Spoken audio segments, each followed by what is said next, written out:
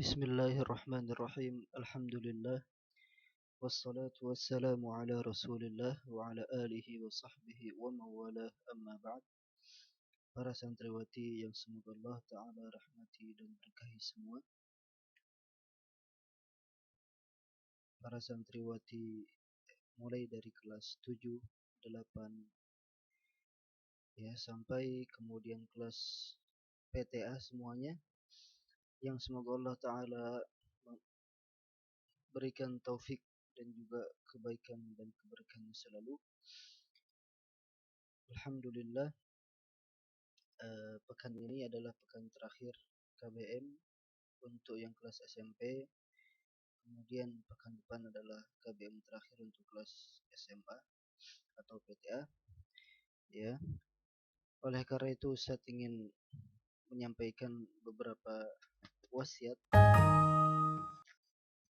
Ya, yang wasiat tersebut pun juga sudah Ustaz tuliskan, alhamdulillah, dan Ustaz sudah kirim ke grup ya bersamaan dengan Ustaz kirim link video ini.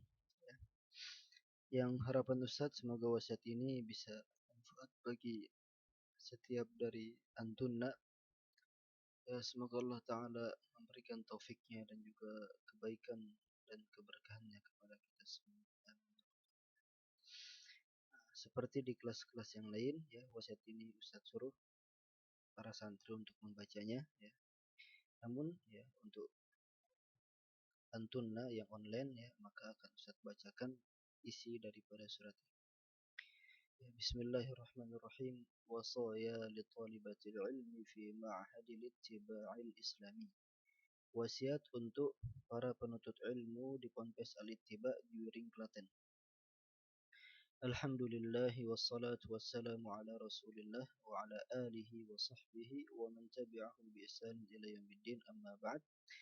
Segala puji hanya bagi Allah Ta'ala, kemudian salawat dan salam semoga tercurahkan selalu kepada Nabi besar Muhammad sallallahu alaihi wasallam, para keluarga dan para sahabat beliau, juga tercurahkan kepada orang-orang yang mengikuti mereka dengan baik sampai hari akhir nanti. Amin ya rabbal alamin. Di akhir pembelajaran pada tahun ajaran ini 2020-2021, Ustaz ingin menyampaikan beberapa wasiat untuk kalian semua. Harapannya semoga wasiat ini bisa dicerna maknanya dengan baik, lalu bisa diamalkan sesuai dengan tujuan awal dituliskan wasiat ini, insyaallah. Paling minimalnya ialah ketika wasiat ini sudah sampai setiap dari kalian, wasiat ini bisa kalian baca dan simpan untuk waktu yang lama.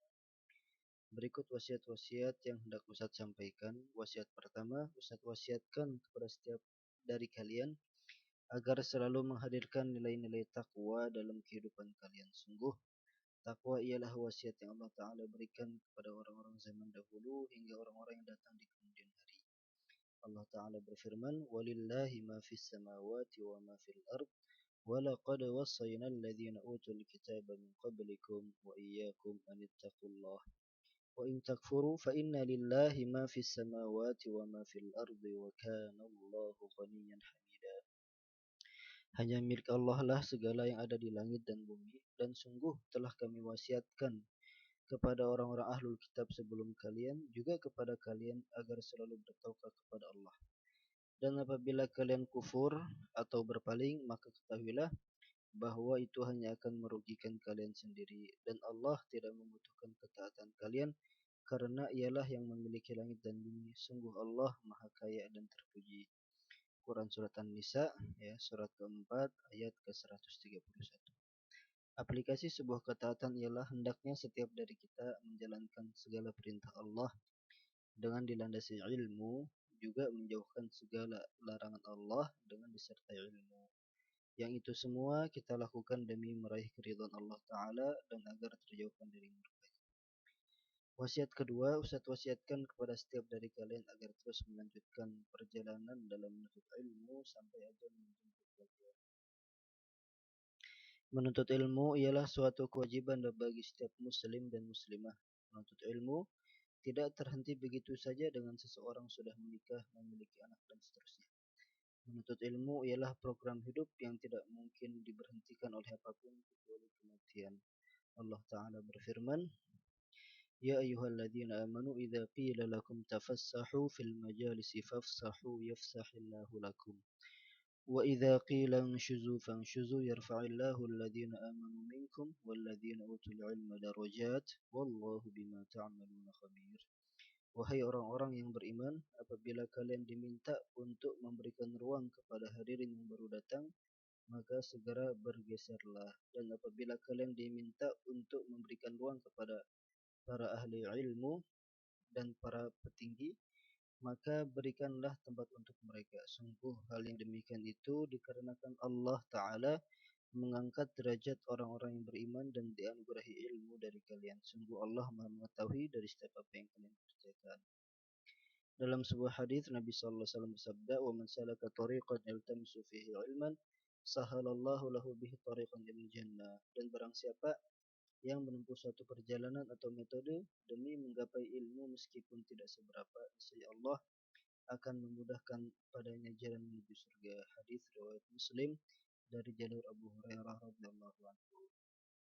Para ulama memberikan penjelasan bahwa setiap keutamaan mencari ilmu yang disebutkan dalam Al-Quran dan hadis, bahwa yang dimaksud ialah ilmu syar'i. Adapun ilmu-ilmu duniawi yang menopang akan tegaknya dakwah Islam ini seperti ilmu kedokteran, ilmu kimia dan seterusnya, maka orang yang mempelajarinya akan mendapatkan pahala menolong agama.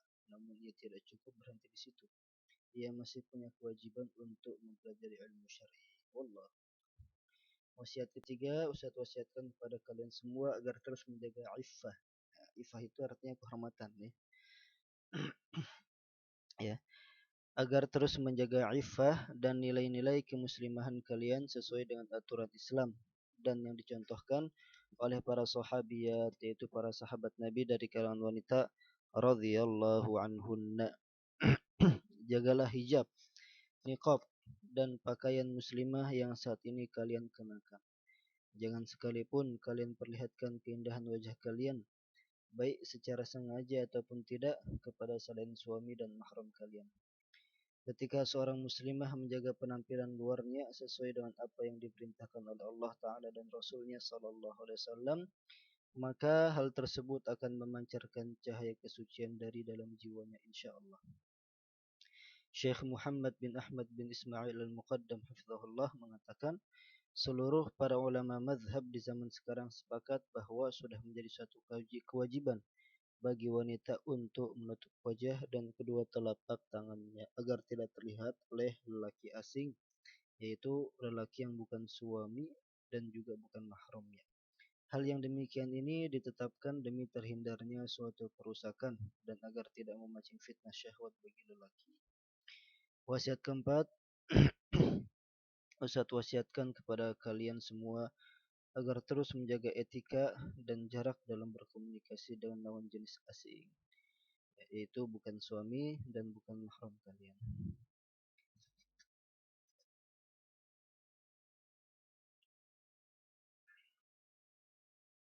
Selain Nabi Sallallahu Alaihi Wasallam, maka tidak ada seorang lelaki pun yang maksum, meski ia memiliki pengetahuan agama yang tinggi dan tampak padanya aura kesolehan dan kebaikan. Allah Ta'ala memerintahkan kepada para istri Nabi Sallallahu Alaihi Wasallam agar mereka tidak melemah lembutkan ucapan di hadapan seorang lelaki pun selain Rasulullah Sallallahu Alaihi Wasallam dan mahram mereka. Dalam surat Al-Ahzab Allah Ta'ala berfirman, Ya nisa'an nabiyya lastunna ka ahadin minan nisa'i ittaqaitun fala takhda'na bil qawli fayatma'a alladhi fi qalbihi maradun wa qulna qawlan ma'rufah. Wahai para istri Nabi, sungguh ketika kalian bertakwa, maka kemuliaan kalian melebihi kemuliaan perempuan biasa. Oleh karenanya, janganlah kalian berbicara dengan sangat lembut kepada lelaki asing, sehingga membuat para lelaki yang memiliki hati yang kotor menikmati suara kalian. Serta hendaklah kalian berbicara kepada mereka sesuai dengan kadar kebutuhan saja. Yang dimaksud dengan berbicara dengan sangat lembut ialah seperti gaya bicara seorang istri yang sedang mengungkapkan perasaan cintanya kepada suaminya.